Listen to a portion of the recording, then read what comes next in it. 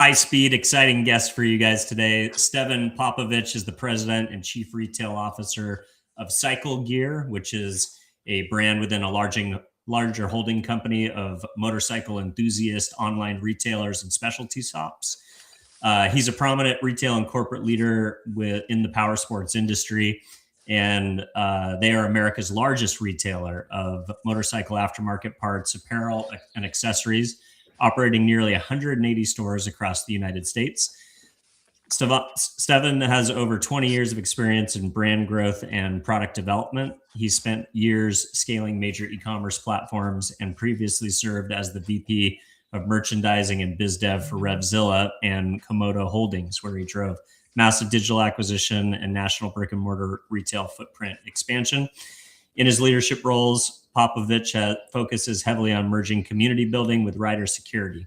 He notably spearheaded major multi-year public safety campaigns such as Airbag Save, aimed at educating the motorcycle community on the life-saving benefits of wearable airbag tech. Thanks for coming on, man. Appreciate you spending a little bit of time with us in the audience today. Yeah, thank you so much for the introduction. I appreciate that. It makes me sound better than I am. Let's go. Well, I'd love to maybe just get a little bit of a background and contextualize that bio. So, where'd you grow up? What'd you study? And how'd you get into this, world of motorcycles and motorsports? And I imagine you must have had a bit of a passion and enthusiasm for the category yourself to, spend a career in it. Without a doubt. Well, I was born and raised in Pittsburgh, outside of Pittsburgh in a small town called Swickley, Pennsylvania. And at the time, it was kind of a little rural-ish, I would say. A lot of folks had land. I grew up around horse farms. I grew up on motorcycles and four-wheelers and go-karts and riding horses and all that. So I was always an outdoor kid.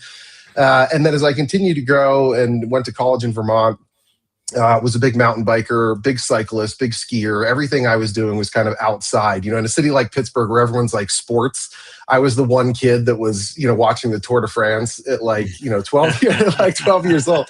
So, I think my parents were always wondering what happened. I was never, I never owned a team jersey, but I kind of lived that life of, what now is called extreme sports, of motorcycles and being outside and everything. So I went to college in Vermont. I studied history, and on the weekends, I got a job in a bike and ski shop. There was a really great retailer in Rutland, Vermont called the Great Outdoors Trading Company. It was a mom and pop operation. They had 3 stores, and I worked on the weekends for free ski passes. And I mean, that was the vibe. And it was like, hey, how can I get free inner tubes? I had no money. How can I get free ski passes? And I think a lot of wayward hippies at the time were trying to do the same thing, anything to get a free ski pass. And I just stayed on. It was one of those funny things in life. I didn't know what I wanted to do. I thought about law school. I talked about it with my professors. And when I graduated, the owner said, hey, do you want to, run the mountain bike and ski department? And I said, great. And I just kind of, for $22,000 a year, you're so excited, back then. And so I just stayed, and then they kept opening stores, and then they acquired 6 or 7 other retail locations from a company called Joe Jones in the Northeast, for anyone listening that's of my age, and had 9 locations. I helped them open up a new store in Maine, and just kind of never left. It's just one of those things. I kept getting jobs and moving and finding new places. I ran a high-end bike shop in Manhattan on the retail side. I worked for a custom bicycle manufacturer in Massachusetts called 7 Cycles, which is custom titanium bicycles. And I just kind of never left, and I never really looked for a job. In 2011, I moved to Philadelphia and ended up at Revzilla.com. It was a startup at the time. I think I was the 12th employee. The business was a rocket ship and was acquired in 2016 by Prospect Hill, private equity firm out of Boston. We then acquired J&P Cycles 2 years later. And it's just kind of been this ride. And for me, it was fun because I started off in small specialty retail, fitting ski boots, tuning up bicycles, selling, weaving, restringing tennis rackets. I mean, I've restrung 1,000 tennis rackets in my life. and for anyone who's ever done that. So I started off on the brick and mortar side. And then when I joined Revzilla, you really kind of learn the e-commerce side of the business. And then 4.5 years ago, took over the cycle gear business. At the time, I think we had 130 stores, 135 maybe of cycle gear alone.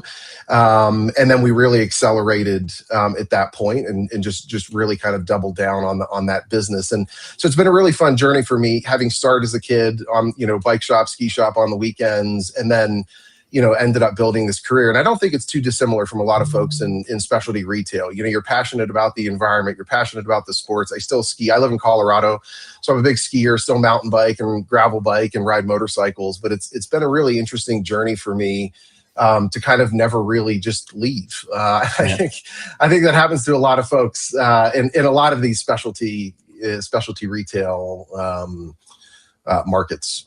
Yeah, that's awesome, man. So what do you think that has done for you, as an executive, somebody who's really come up, from the ground floor, so to speak? I think that probably is maybe unique. I don't know. Maybe you can tell me.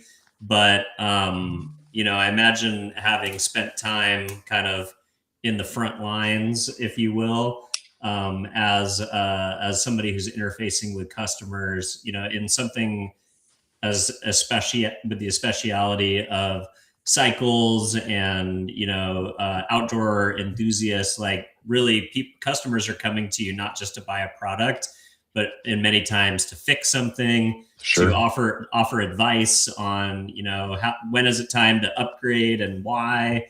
But a lot of times the brand really is the people. So how do you think that upbringing from kind of the ground up informed your perspective as an executive? Well, gosh, massively. I think it's grounded me far more than I would have ever imagined. When my first lesson in retail, I'll never forget it. John Peters was my general manager at this store in Vermont at the time, and I was kind of hanging out, just kind of not wasting time. And he looked at me and he said, "Time to lean, time to clean, dude." And I was like, "What does that mean, man?" And he's like, "Well, just because there's no customers doesn't mean there's anything to do." And it was kind of my first reality check at 19, 20 years old. And I thought I was just there to sell. And then I learned I was there to actually fulfill the entire experience. Make sure the bathroom was clean, make sure the store was clean, make sure the product was faced right, make sure you dust. There was always a can of Pledge around. So, and also at this point in my career, when I do go to a store, and I visit our stores frequently, as you would imagine, I definitely have the relatability, and I think that makes a big difference for the team. I know what it's like to work in a busy bike shop in Manhattan on a Saturday in the summertime. It is crazy. And you could go from anything to a $200 kids bike to a $15,000 road bike for a celebrity. And it's really kind of helped me specifically around understanding the needs of what we're trying to do to make the experience for the employees as seamless as possible.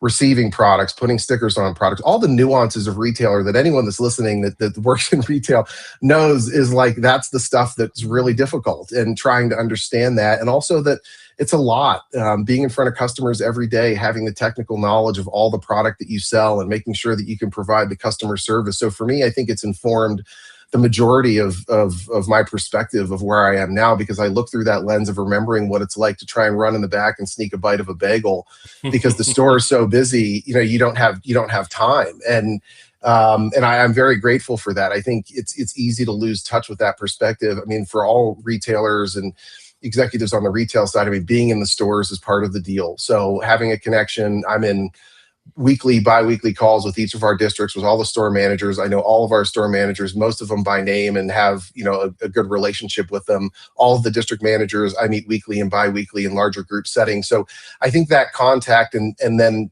for them, it is nice to know that I just didn't get plopped in from a private equity firm to say, "Hey, go fix this business." It's someone who actually understands what it means, and I think it's to your question, it's informed a ton for me. And additionally, having the experience on the digital side with Revzilla, coming onto the retail side, I'm able to bridge the gap with a lot of the disconnections or questions that the team has. "Hey, why don't we?"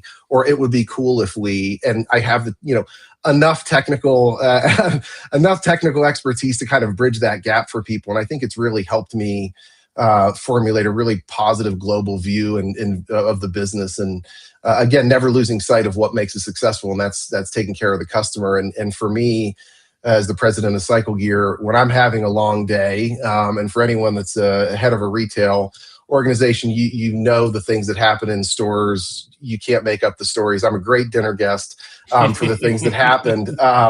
But I look at our Google reviews, and the staff that we have is so excited and ready to get people riding and get them geared up. And fit is a very specific thing for motorcycles. You want gear to fit a certain way to be safe. So I think that's it's definitely, again, been a huge piece of how I inform my leadership and how we continue to scale the cycle gear business. I love it. We talked a little bit off camera about the idea that, you're not just marketing to existing motorcycle enthusiasts, but it's an opportunity to build the category. Because, I think there's a lot of guys, I admittedly am a aspirational motorcycle enthusiast. All the men in my family drove Harley Davidsons, and I grew up wearing Harley Davidson t-shirts, and I have a couple of pairs of Harley Davidson boots, and I've ridden my uncle's Harleys around Arizona, without a permit or a license, just kind of in the neighborhood and stuff like that. So I know how to, pop the clutch and get going. But for a long time, it was like my wife didn't want me riding motorcycles because she thought they were dangerous. And then finally, when, she's like, oh, well, if we move to San Diego, you can get a motorcycle, you can do anything you want. And then once it became like, oh, okay, now it's an option, then it's like, okay, man, well, where do I start? How do you help move people who are maybe thinking about the idea that motorcycles could be fun to ride, it could be a fun thing to do, but they just don't know where to start? How do you help that consumer enter the category? Well, we talk about three big barriers of entry. Safety is one, for sure. Who to ride with. I think that's a big component too. People like to ride in groups. And three, where to ride. It's intimidating. If you live in a big city, I lived in Manhattan for years. If you live in Manhattan, you buy a motorcycle, like, what are you going to do? Ride around the West Side Highway? Like, it's an incredibly dangerous place to learn to ride a motorcycle. So I think for us, those are the three lenses that I look through is, the safety, where to ride, and who to ride with. And I think it's not too dissimilar, and I'm going to tread lightly on safety because I'm a huge proponent of safety. Obviously, gear, we have airbags now that we sell that are predictive technology that have accelerometers and gyroscopes in them that are constantly monitoring the rider and all that technical stuff that's phenomenal, and it's saving lives. It reduces impacts and by 97%, and it's been fun to be part of that campaign. But being in skiing and cycling for so long, it's an oddly similar barrier of entry and I'm going to, again, tread lightly, there's a perceived much greater risk. And as a road cyclist in Manhattan, good Lord, it is definitely frightening, even when Central Park is closed and you're doing laps, but going up the West Side Highway or crossing, it's definitely very, very risky in spandex. But the thing for me is, and I think it's important for anyone listening, if you want to get into motorcycling, take a class. Go into a store and talk to somebody that is, new. And I think what I've always frustrated me in any specialty retail, it's okay, if you're a cyclist, well, you got to get a road bike, or you have to get this amount of travel. There's always an informed opinion that has nothing to do with the entry-level rider or user. Skiing, oh, you need a stiff ski boot. No, you don't need a stiff ski boot. You need to get in a ski boot that's going to make you comfortable, that want to make you want to ski more. Make sure that your feet stay warm. And I think it's no different on riding motorcycles. Obviously, you're on the road and it is risky. However, the Motorcycle Industry Council has great classes. They have great rider education. Finding someone in one of the stores, one of our stores or a local dealership that's, willing to say it's okay to buy a 250cc first motorcycle, or if you're a Harley guy because you've got the t-shirt, go buy a Sportster. It's a great entry point. But there's definitely a machismo factor to motorcycling, and it's everybody wants the horsepower. They want the horsepower. And I just bought a new motorcycle. It's a 1390 KTM, and it's got 173 horsepower, and it's ridiculous. But I've been riding for 40 years of my life, so it's about managing the expectation of how to get into it. And I think really understanding how the evolution of safety has progressed over the past 5 years in motorcycling, far greater than any other specialty sport that I participate in or have worked in. And helmet technology, airbag technology, bikes are stopping power, ABS, all the things to make the rider safer there. So I think it's it's definitely risky, and it's always hard when you ride motorcycles because people tell you about the worst thing they know about them.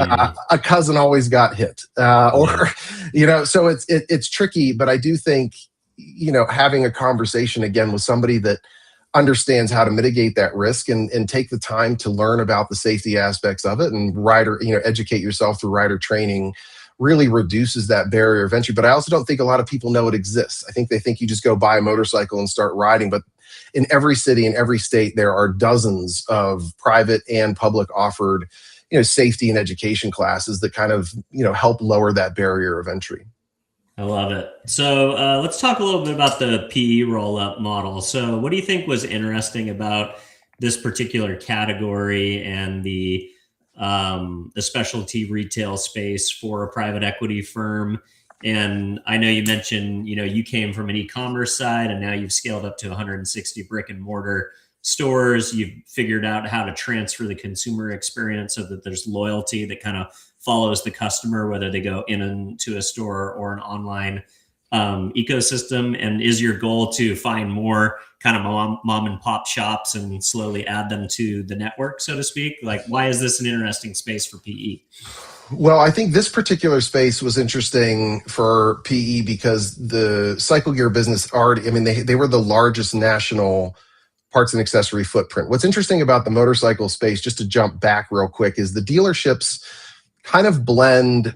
I would say they're 80%, more often than not, they're more 80% like a car dealership, 20% like a retailer. So you go in, they might have a few helmets, they might have a little bit of a gear section. In a 10,000 square foot dealership, you might have 1,500, 2,000 square feet at most allocated to parts and accessories, helmets, jackets, gloves, etc. And cycle gear, we're 51 or 52 years old now. They saw and identified this gap in the market and really kind of built out this experience and saying, hey, okay, if you're a rider, we want to have 150 helmets on the wall back in 1980. Now we have stores with 1,000 or 1,500 helmets on the wall. So we kind of filled this gap that was really interesting. It's not too dissimilar to a lot of bicycle shops. And you go in, they're mostly bicycles, not a lot of gear. Some of them do a lot better with that. So I think for the firm that Prospect Hill that owned cycle gear at the time, it was purely a retailer. They had a very small website that did nominal amount of volume, but on the Revzilla side, we were the largest pure play digital platform in the same space, because I think specialty retail is often overlooked with a lot of companies and a lot of probably PE firms too, to some degree, because it is niche. However, the adoption and of consumers, when you present them an authentic business model and you're transparent and trying to educate them, and you're enthusiast yourself. I mean, I'm a lifetime rider. Our CEO, Zach Parham, his father founded J&P Cycles, and he's been riding since he was 6. Our chief analytics officer is taking his motorcycle safety class this week to learn how to ride. And everybody's a rider. And I think when you put the two businesses together, the model was obviously Revzilla was digitally native. How do we inject that into the cycle gear business while continuing to expand the retail footprint? Because people still want to look, touch, and feel.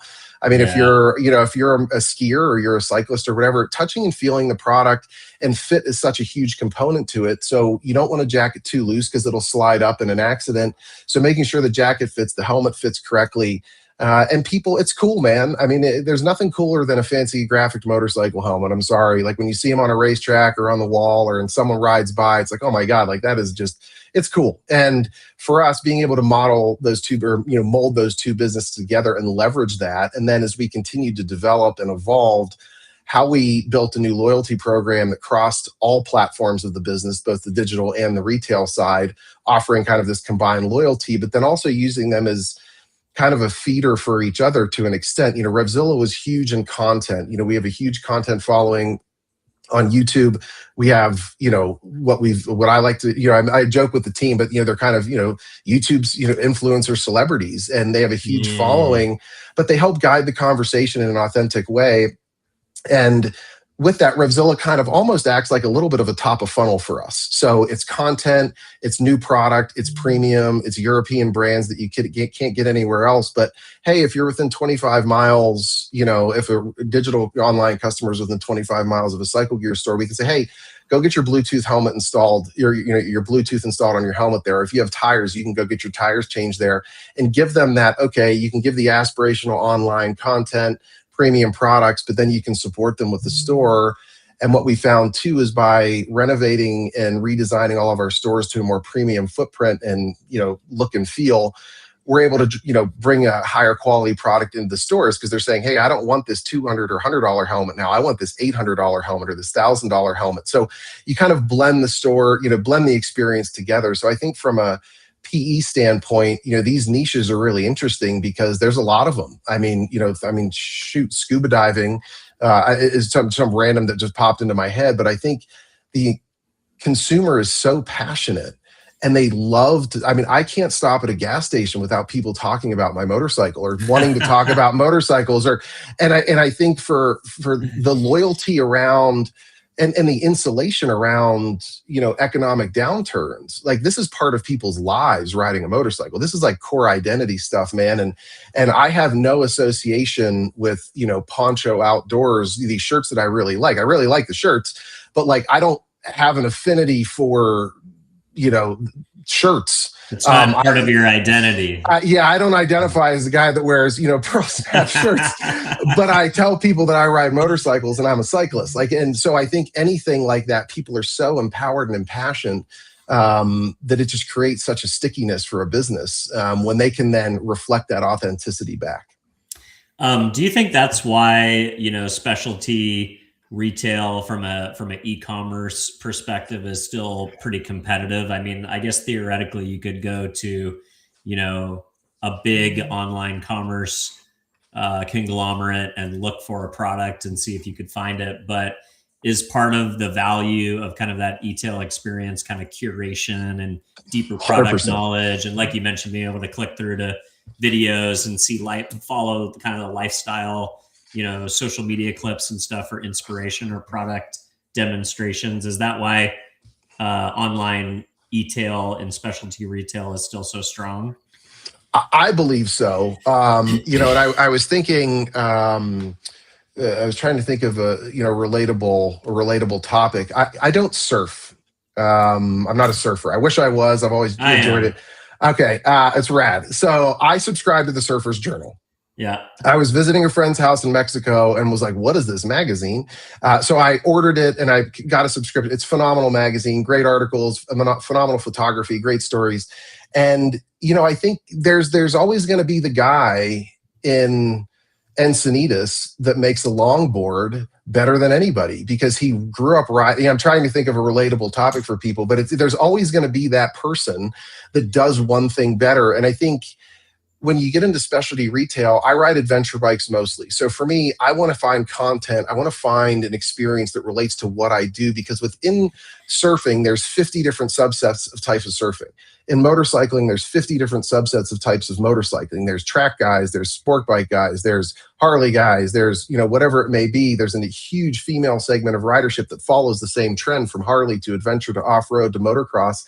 And I think for specialty e-tail and even retailers, you can carve out that niche because, if you're building long boards that are super lightweight, that are targeted to a certain demographic of surfer that needs that thing, it might just be in Southern California, but there also might be a similar wave in, another part of the world that relates to, and people want that thing. And it's really interesting that, our consumer is so hyper specific about their needs. And I think I think there's so much opportunity within a variety of industries. Peak Designs is a bag manufacturer. I think they're out of San Francisco, and they've focused on photography bags, and they've run a phenomenal business, and they've expanded, but they do that one thing really freaking well, man. And it shows because there's authenticity, there's passion, they're led by photographers and designers. And I think all across specialty retail, there are opportunities that I don't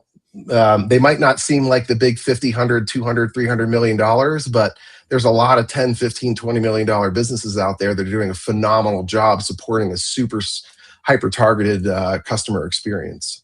I love it. So you also talked about the idea of community building, the idea that people don't really love to ride motorcycles alone. It's kind of a thing that you do with a group of people.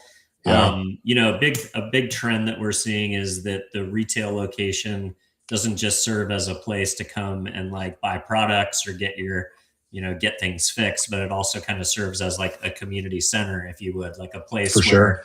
where, people congregate, they get together to do activities in a group, whether it's going on a run or, riding bikes, etc. So how do you guys leverage your 160 locations as kind of a community center for your customers to come together, meet each other, form relationships, and then go out and enjoy the sport they love?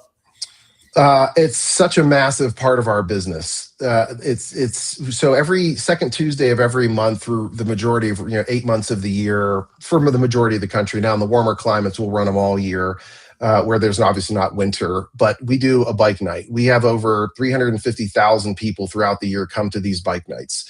We have frankly a modest budget that we give each store and say, hey, here's some money to buy pizza, get vendor, see if you want to partner with your pizza shop next door to you. We have bike nights where we have to get, I mean, we have to meet with the county and town to understand like how many people we can support. And it's amazing because people just want to talk about, they want to feel part of this community. And I do too. I mean, I just was at an event at our store in Denver here this past Sunday. There's a huge kickoff for the season, and there's a dealership next to us. I mean, there were 400 motorcycles all lining the streets, and people just walking around taking pictures of motorcycles, people walking around talking about motorcycles, and people showing up in groups that come together and they want to grab a hot dog and they just want to do silly games, how far you can toss an old helmet. I mean, things to be part of it. And so for us, it's massive. I mean, we had our largest bike night on record I guess it was last week or a week ago Tuesday. I mean, where we had 60,000 people, I think, across the country come stop at our locations. And, we have giveaways. We do things that, some stores that are larger. I mean, we have some stores that are 20,000 square feet. So they might have a little more budget allocated to them but they'll partner with vendors and have people come and offer suspension tuning and helmet fitting and bike washing and anything you could think of under the sun. We get a lot of food trucks, and it becomes like a car cruise. The car community has done such a phenomenal job of this. Where in Evergreen, Colorado, down the road from me, at a random gas station in the summer, I mean, there's a massive car and coffee every Saturday. And it's what are people doing? They're like talking about the chrome on an engine. I mean, they become friends. They build cars together, and it's no different on the motorcycle side. They want to learn and talk about motorcycles, find people to ride with. So for us, the community aspect is massive because they know we're riders too, and our staff are riders. So it's phenomenal to be able to leverage that. And I think what we also did too, as it relates to community and the global view of our business, is we acquired a company called Rever. It's Rever.co in 2020. And it's kind of like Strava for motorcycles. So the idea behind the acquisition was, okay, we don't have a digital social community kind of hub for our customers, and nor do we have navigation. And with Rever, what we're able to do is have community. You can have friends, very Facebooky, Facebook light, super light. Obviously, it's very niche, but we don't have a marketplace. But it allows consumers to find a ride too. So as I said at the beginning, safety, who to ride and where to ride.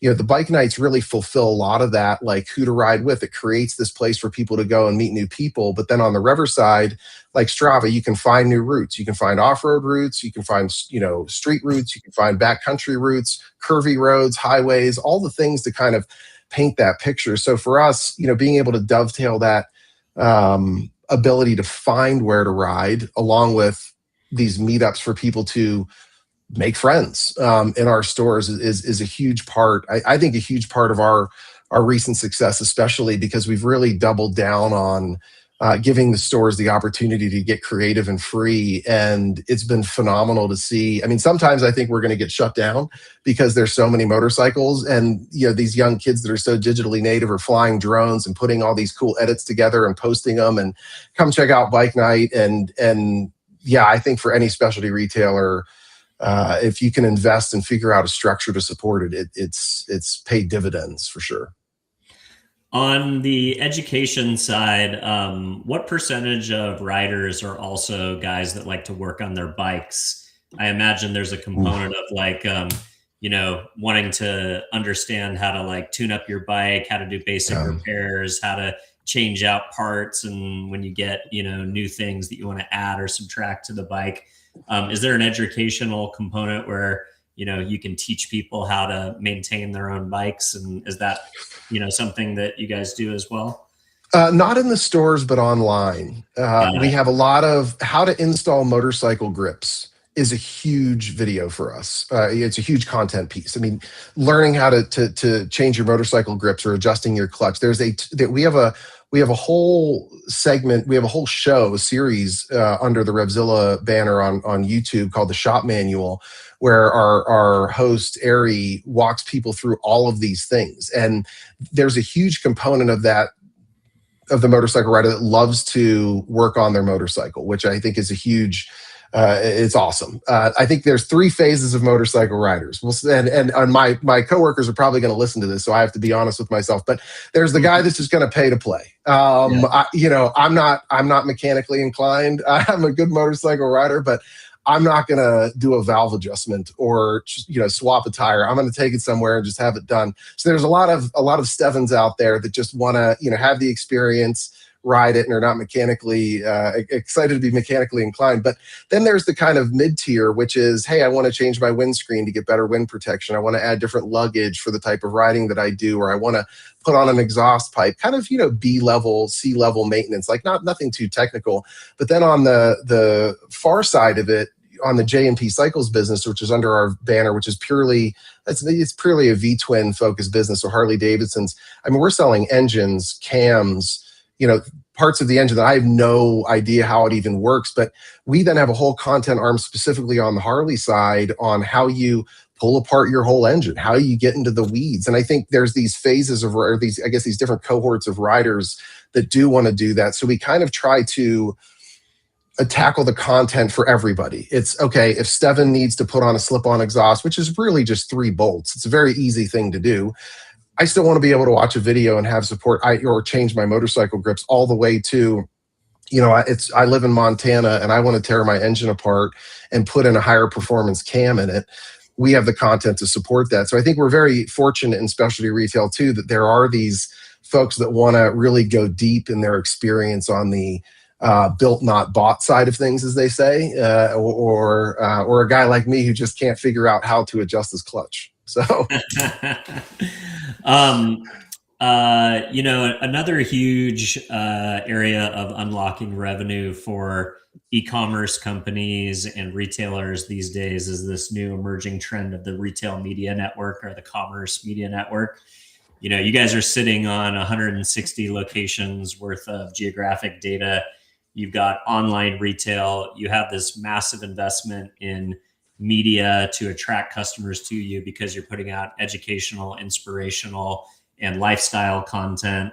And then you've even got your own app that allows cyclists to form groups and find the best routes. Are you guys figuring out a way to package and congregate and bring all that data into a centralized place and then monetize it with external partners, such as, your network of suppliers or other types of companies that might want to tap into this enthusiast group? So not to the degree I think you would see a lot of more mass market big box retailers. For us, we have, partnerships with Progressive Insurance. We have partnerships with different firms across the country, that represent motorcyclists injured in accidents. We definitely partner with our vendors specifically. I think as we continue to evolve and integrate the businesses to this more And I'm not really a big fan of omni-channel, the word omni-channel. I think it's tricky because for us, Cycle Gear is its own business. It has a very robust .com associated with it, and we have all the omni-channel experience of reserving online and buying in the store and loyalty across the businesses, and then obviously all the data from the riders that are riding. It really hasn't been something that we've levered into deeply. I think there's continued opportunity. My partner, Steve Bontempo, who's the president of Revzilla and J&P Cycles, really is the digital marketing driver of that side of the business. And I think it's tricky for us because we've been approached by folks over the past, and my concern specifically in stores is treading on the authenticity of the consumer. And I wouldn't want to get in the way of, overly monetizing things that would, detract from that customer experience. And I don't think it would, go so far as something to the, like a Disney, obviously, because it's a different perspective. But I think for us, keeping it real is one of our core values. And I think for us, anything that would potentially impact the experience in store, for sure, for me, would be a difficult hurdle to cross. But I think there's opportunity. But at the same time, people don't know our scale or perspective of what this industry is. I mean, we're still in the shadows. I mean, we just opened a 22,000 square foot store in Atlanta. Beautiful store. The grand opening's next week. It'll be a top store in our fleet in the next 6 months from a revenue and profitability standpoint. Our payback models are incredibly fast. We have a robust private label business that's not just, a branded Cycle Gear product. We have 14 specific brands that we can bring to the consumer. So I think for us, people probably don't think about us too. So I think there probably hasn't been enough inbound calls. I mean, people think it's like, oh, it's motorcycling, but we're a formidable business at this point. I think there's opportunity to answer your question, but we haven't overly leveraged that opportunity. Got it. You talked a little bit about, the safety aspects of marketing. How do you market from a campaign perspective to maybe speak specifically to, the worried spouse or the parent who might actually be buying gear for birthdays, Christmas presents, etc. Sure. A lot of times you want to buy, for gifts, people things that support their favorite hobbies. So do you kind of think about addressing that, that other buyer in the consumer chain that might be, maybe a little bit of hesitant to support their loved ones and their hobby that they might perceive as being dangerous? Great question. What's interesting about our business is holiday for us is a lot of self-gifting. Interesting. It's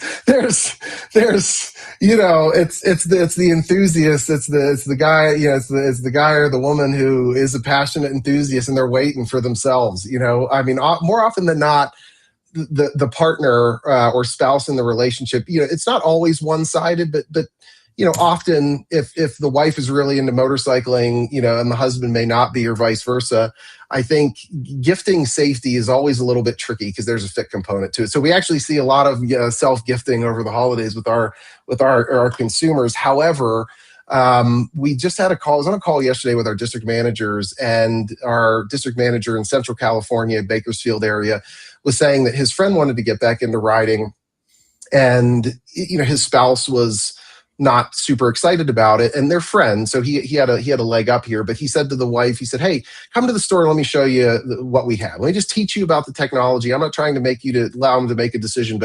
And he walked her through airbags, he walked her through helmets, he walked him through protective gear and the abrasion resistance and the highly technical nature of the product to be able to keep the rider safe.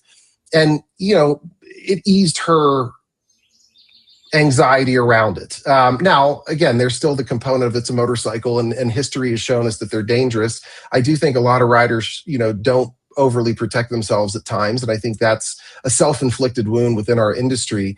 But as it relates to marketing and campaigns over the past few years, we really have gone hard into national media on Airbag Save campaign, and that just gives us the opportunity to get in front of news networks to just have someone see me on the news or on the radio or on a podcast to say, hey, listen, like, you don't even know this exists, and the majority of people don't. And even if you can get someone to understand that Yeah, I it's didn't know there not were motorcycle airbags. Yeah. no, that's the problem. I mean, that's the hurdle. I mean, that's really the hurdle for us. I have a 17-year-old daughter. I bought her a RAV4 with every safety component, feature ever. And my whole thing is, hey, if you get on a motorcycle, it's going to be with me until I see, who knows how to ride. But people don't know these things exist. So by going into more national media around the Airbag Save campaign, talking about, hey, be safe, be ready to ride, be protected, and take a class, get educated. I think all those things are important. But then the response we receive from people that are not riders, that are just watching the show or watching the news, even the news media outlets are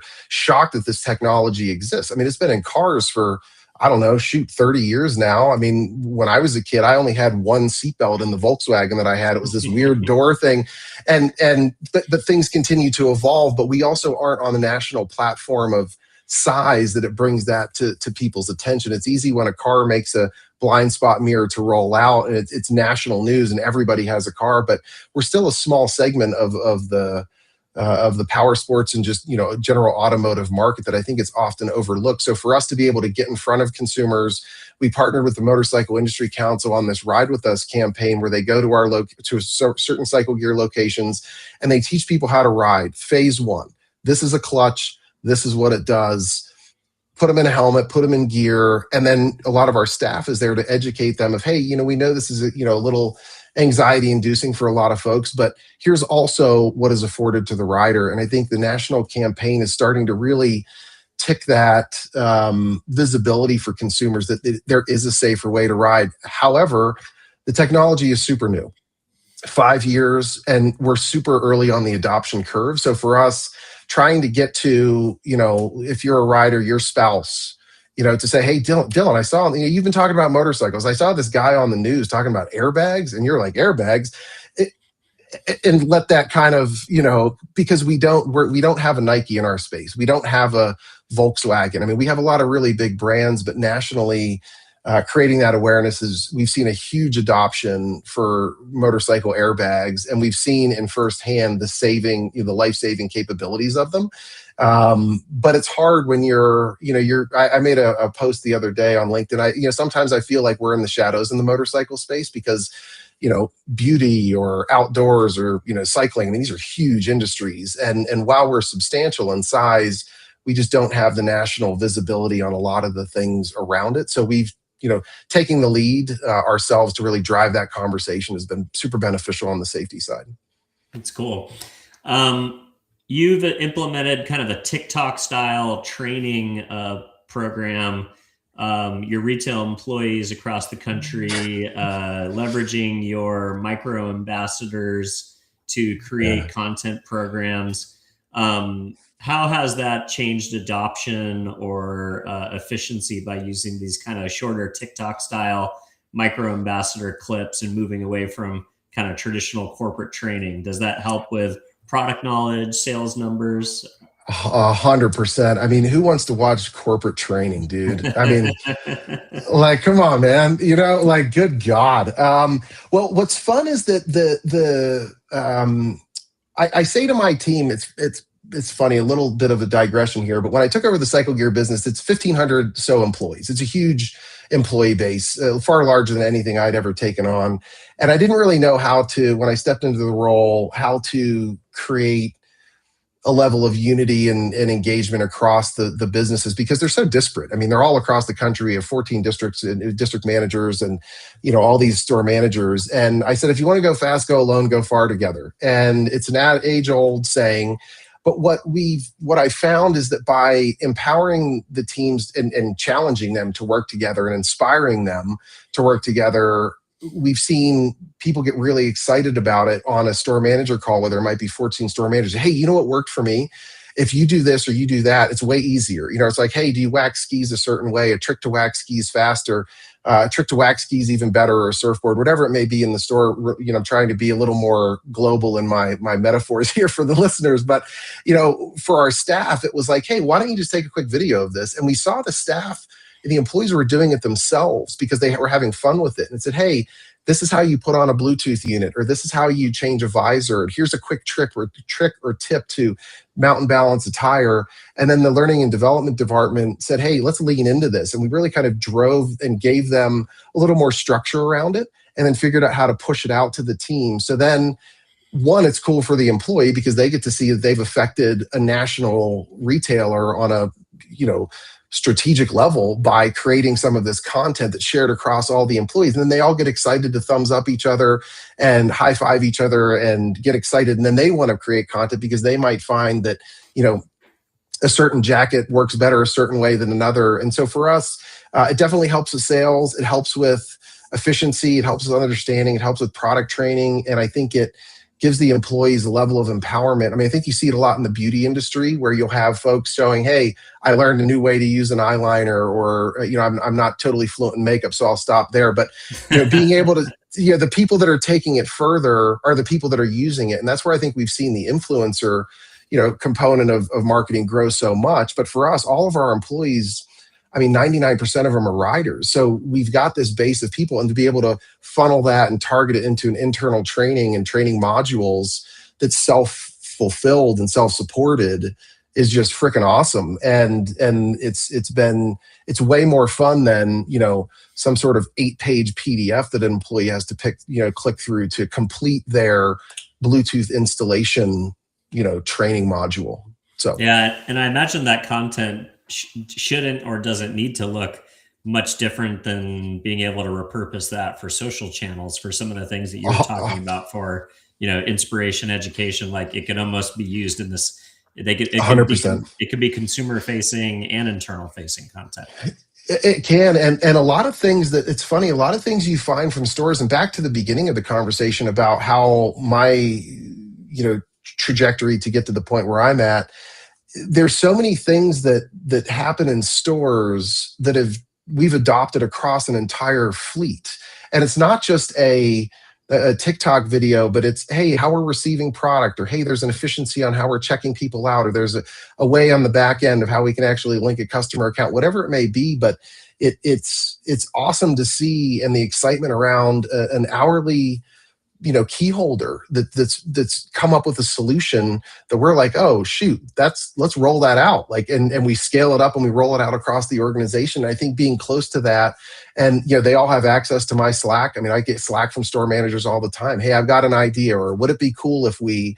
So I think there's a huge there's still a huge opportunity on how we unlock that, especially as we put it out to public, because you would imagine at this scale, you have to put controls around things, because they're 24-year-old boys on motorcycles sometimes, and you're like, well, let's put together an approval path. But it's definitely again, the enthusiast piece all supports all of this, and the passion around our riders. The demographic of the American motorcycle rider is shifting. You've got a surge in younger communities, city riders, female riders, people who are using them for commutes because they're less expensive and easier to get in and out of a city, like you mentioned, like New York City, for commuting. How is Cycle Gear adjusting, the layout, the inventory, the style to kind of accommodate this new wave of enthusiasts that don't maybe fit the traditional, biker demographic, I suppose? Well, first, it's awesome. It's just awesome to see. I think the conversation and the conversation around safety really resonates with the younger rider. They're in tune. When they start investigating, they're deep in socials, they're deep in the internet, trying to deep in Reddit. So their visibility into things specifically around safety, I think, is a lot higher than the more generational consumer that everyone thinks of as a motorcycle rider, vest and a no helmet and a Harley. We've seen a tremendous growth in women ridership, which is phenomenal. There are groups. There's a woman, Ashmore Ellis, who has an event called Babes Ride Out. They do Babes in the Dirt. They have thousands of women do meetups and rides all over the country throughout the year, growing that side of the segment. The younger sport bike community is awesome. We're seeing a lot of 19, 20, 23-year-olds buying sport bikes, going for more experiential. I don't want to make, I don't want to make any jokes about millennials, but the new generation is really diving into the experience side of life. And I mean, I was in the Bay Area 2 weeks ago visiting our stores, and I, without a doubt, talked to at least 15 to 20, young men who are all on sport bikes, all love the vibe. They love the style. They all had amazing quality gear on. They understood that $1,000 helmet is technically safer and more aerodynamic and more comfortable with them for the type of riding they're doing. So it's been really great to see that growth, and kind of, I don't want to say they're putting down their cell phones, because we went through a phase where motorcycle purchases were on a slowdown. We've seen them tick up, and it's that younger experiential type of rider, female riders feeling empowered to get on a motorcycle and ride it. Historically it was, passenger in the past, but that's grown a ton. And for us as a retailer, I think any retailer listening, you ride the waves of what style or fashion is. So for us, what we've been able to do is, one, curate the product assortment around more sporty stuff, fun graphic helmets, leather textile jackets with patches that look racier, harder protection, race boots, race gloves. We've really started on our product that we own. We own a brand called Sedici. It's one of our actually it's the number one selling helmet, is our helmet that we make, but started doing cool colorways and gloves, all white sport bike gloves that nobody on the market was making, and selling out instantly, because it's not a drop by any stretch, but trying to lead that conversation. And there's always there's a vanity to motorcycling for sure, Dylan. And people want to look cool. Our VP of brand marketing and I were talking, and he said, it's funny when you see people riding down the road. I think a lot of people, when they get into motorcycling, say, I want to be that person.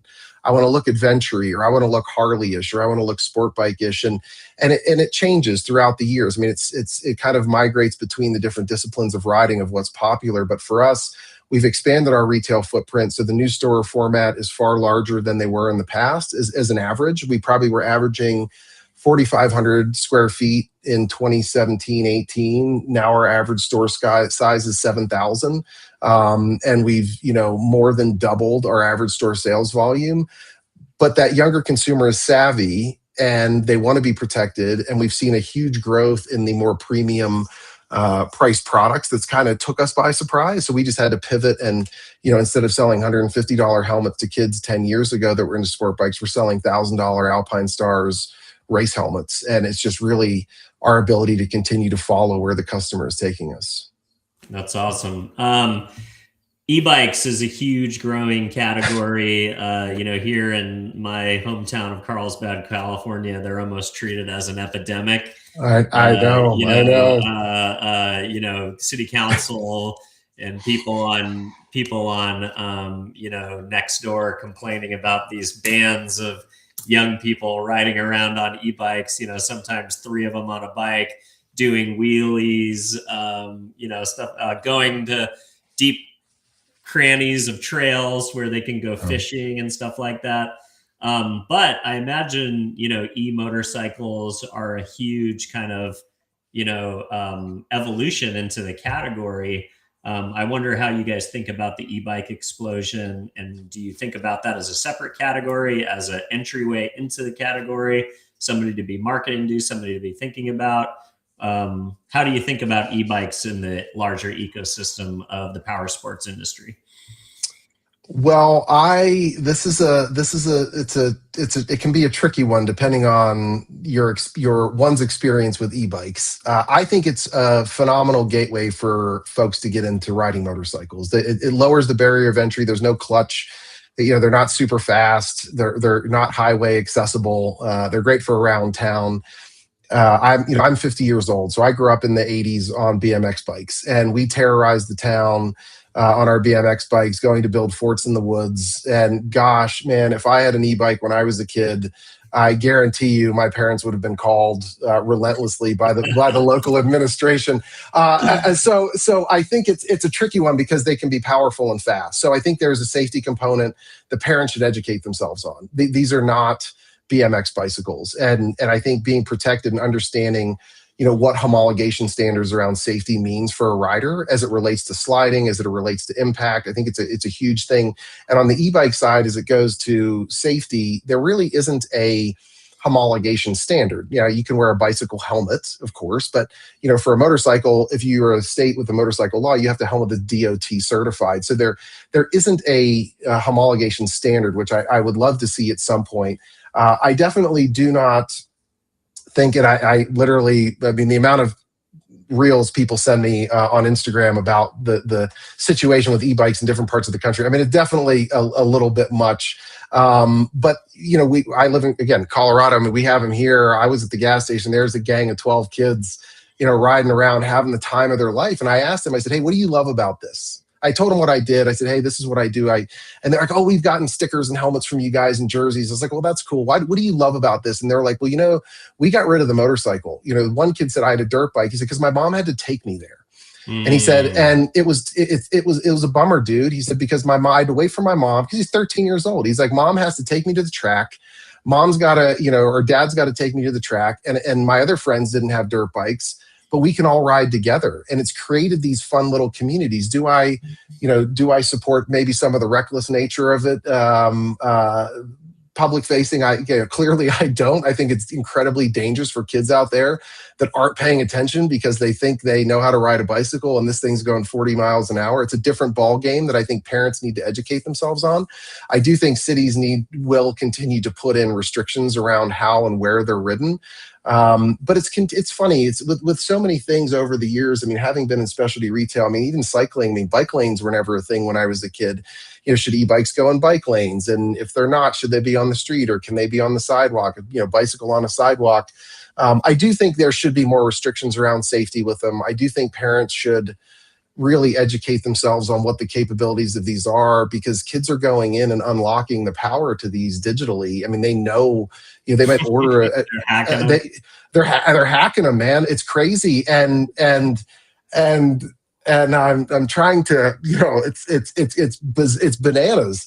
But I think it's great. But the kids, it creates a community for them. It gives a 12, 13-year-old kid, a chance to kind of get out of the house and explore a little bit further than they would in the past. It alleviates, the need to go somewhere to ride. And that's always a huge component of motorcycling, is where to ride. I mean, I grew up on horse farms and we had endless places to ride motorcycles. It was never a worry about how or where to ride a motorcycle. And a lot of folks that may have listened that grew up in kind of the country too. I mean, it wasn't a thing, but when you live in a suburban area like Carlsbad or San Diego, it gets these kids out. It gets them to the next town over. For me, riding my bicycle 2 towns down to go to the Army Navy store to buy, throwing stars when I was 9 years old, it was like a full day journey, man. And I think I think they're awesome. I think it's a great gateway for riders. I think it's a great gateway for people that want to investigate if they want to ride and be safe in a small area. But I do think we're going to continue to see restrictions around them because it came on fast. It came on fast. Yeah, well, I think I saw an essay written about how it's the modern day equivalent of a rite of passage. And, for all the curmudgeons that are on Nextdoor complaining about it, don't you want kids out of the house, out of in front of the video game console or on social media? Like you said, pushing the edges of what is, safe behavior, sometimes having that freedom to go out and learn lessons on your own and kind of see what life is like is, something that maybe has been missed by previous generations. And like you said, the communal aspect of being able to access your friend group that's 100%, maybe a little bit farther, that you would have had to get your parents to drop you guys off at the mall. 100%. Whatever. Yeah. Well, it's giving them range and capability. Well, and again, at my age, I mean, growing up in the early mid 80s, I mean, skateboarding boom was massive, and everybody wanted to destroy skateboarding. It was now skateboarders. They didn't do themselves many favors, nor e-bikers at times. But I used to take the public transit from my town into the city of Pittsburgh at 12 years old with my cousin to go skate banks and to go hit rails and to go find skate spots, but we were up to no good. I mean, like, there's always the component of that kind of counterculture of things like that I think is actually kind of good, because I think it shakes things up. But to your point, put down the screens. Everyone's on a screen. But how do you, with an e-bike or skateboarding or anything like that, how do you kind of work your way into it where it becomes accessible and reasonable. But it's always this kind of, you can't have your cake and eat it too. You don't want kids on telephones. You don't want them on social or on cell phones. You don't want them on social media too much because of the potential hazards around that. But then when you do get them outside, you have to control them in a certain thing. I mean, and at my age, going into the city of Pittsburgh, it was safe, and I would go skate all day and I'd take the bus home. Obviously, times have changed, and depending on what city you live in, but I think it's great for kids to get out there. I do think they could be safer. I think they could ride safer and be more protected. But I do think it does unlock a level of freedom that they haven't had because, going 2 towns over, not having to have your mom take you is a big thing. So I love it. Well, thanks for spending some time with us today. Awesome. Fascinating what you guys are building. If folks want to kind of connect with you or the portfolio of companies, where do you want to send folks? Revzilla Cycle Gear or jmpcycles.com. Komodo Holdings is the company. If you want to learn about airbags, cyclegear.com/airbags. I'd love people to spread the word that these actually exist and learn about them. And my name's Stevan. I'm easily findable, and would love to talk to anybody who wants to learn more about us. Awesome. Well, thanks, Stevan. I appreciate you coming on today. For those of you at home, if this is the first time you're seeing the show, don't forget to give us a follow or a subscribe. If you're listening to the show, an honest review on whatever podcast platform you're listening on is how we find a larger audience. So go ahead and do that. And if there is a motorcycle enthusiast or somebody who, a specialty retailer, or just somebody who you think would enjoy the conversation that I had with Stevan today, don't forget to share the show. And with that, I'll wish you a great day. Thanks again for coming on and spending some time with us.